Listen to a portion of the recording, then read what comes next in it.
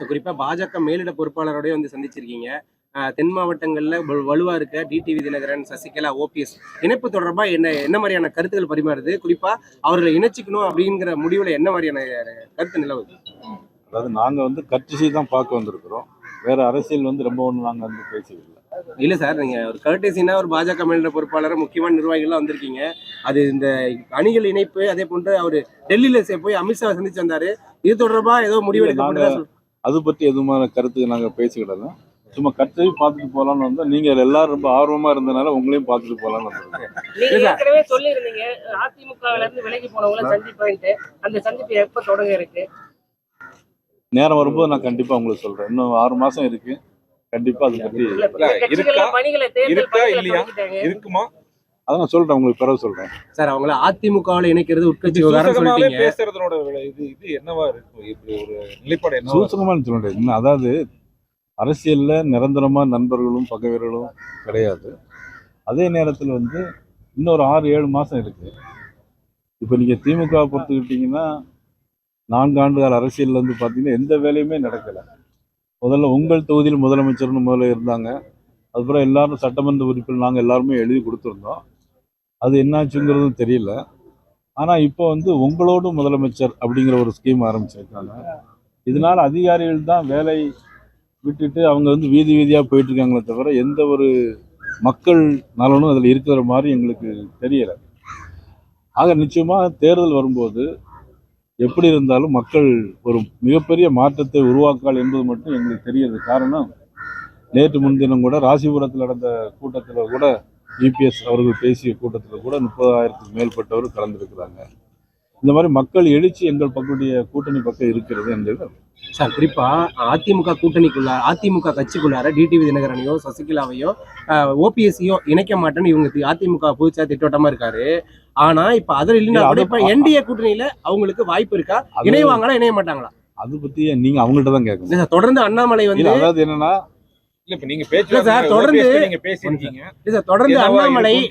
அண்ணாமலை தொடர்ந்து ஒரு என்டிஏ கூட்டணிக்குள்ளார வரணும், இல்லைன்னா அவங்களை இணைக்கணும் தொடர்ந்து அண்ணாமலை வலியுறுத்தி வராரு. என்டிஏ கூட்டணியிலேயாவது அவர்கள் இணைக்க வாய்ப்பு இருக்கா இல்லையா?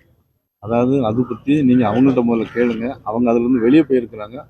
அதை பத்தி நீங்க அவங்கள்ட்ட கேளுங்க. அதை பத்தி இப்ப டிடிவி தினகரன் தொடர்ந்து விஜய்க்கு ஆதரவா போய் ஒரு கருத்து சொல்லிட்டு வராரு. ஆனால் அண்ணாமலை தொடர்ந்து அவங்க உள்ளார வரணும்னு சொல்றாங்க. அரசியல்ல வந்து நான் இப்ப சொன்னல உங்களுக்கு, நிரந்தரமா யாரும் கருத்து ஆதரிச்சும் எதிர்த்தும் பேச முடியாது. ஒரு சமயத்தில் அவங்களே சொன்னாங்க இபிஎஸ் முதலமைச்சராக வருவதற்கு நான் பிரச்சாரம் செய்யணும்னு சொன்னாங்க. இப்போ அதுலேருந்து அவங்க வெளியே வந்திருக்கிறாங்க. அதனால அதை பற்றி கருத்து நீங்கள் அவங்கள்ட்ட தான் கேட்கணும். பாஜக மாநில தலைவரா அவங்க இணையல இந்த கூட்டணியில அப்படின்னாக்கா தென் மாவட்டங்களில் ஏதாச்சும் பின்னடைவு இருக்கும்னு நினைக்கிறீங்களா? சார், நீங்கள் ஒட்டுமொத்தமாக தமிழகத்தில் தென் மாவட்டம் வட மாவட்டம்னு நீங்கள் பிரிக்க வேண்டிய அவசியமே கிடையாது. மேற்கு பகுதி கொங்கு நாடாக இருந்தாலும் சரி, வடக்கு பகுதியாக இருந்தாலும் சரி, நீ தமிழ்நாட்டில் உறுதியாக ஆட்சி மாற்றம் வருவது உறுதிங்கிறது தான் என்னால் உறுதியாக சொல்ல முடியும். விஜய் வந்து சட்டமன்ற தேர்தலில் வந்து திமுகவுக்கு எங்கதான் நேரடியாக போட்டின்றாங்க. இது எப்படி நீங்க பாக்குறீங்க? அதாவது தம்பி விஜய் வந்து இப்போதான் கட்சி ஆரம்பிச்சிருக்காங்க.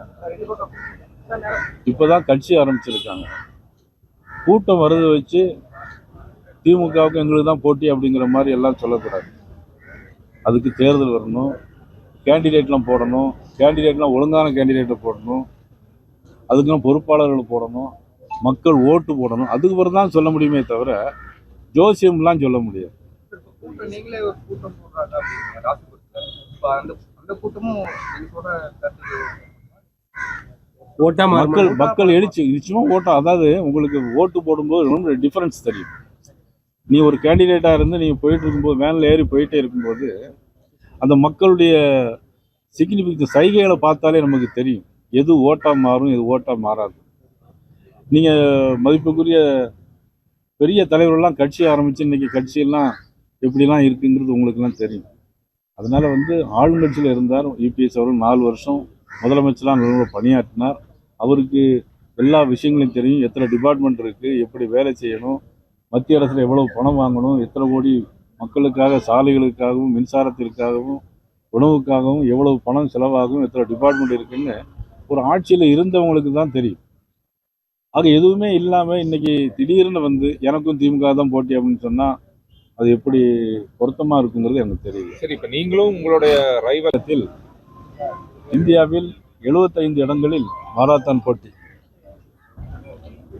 அதில் தமிழ்நாட்டில் சேலத்தில் இன்று நடைபெற்ற மாரத்தான் போட்டியில் கலந்துவிட்டு முன்னாள் முதலமைச்சர், அண்ணா திராவிட முன்னேற்ற கழகத்தினுடைய பொதுச் செயலாளர் அவர்கள் சேலத்தில் இருப்பதை அறிந்து அவரை பார்க்கறதுக்காக வந்திருக்கிறோம். ஸோ குறிப்பா பாஜக மேலிட பொறுப்பாளரோடய வந்து சந்திச்சிருக்கீங்க.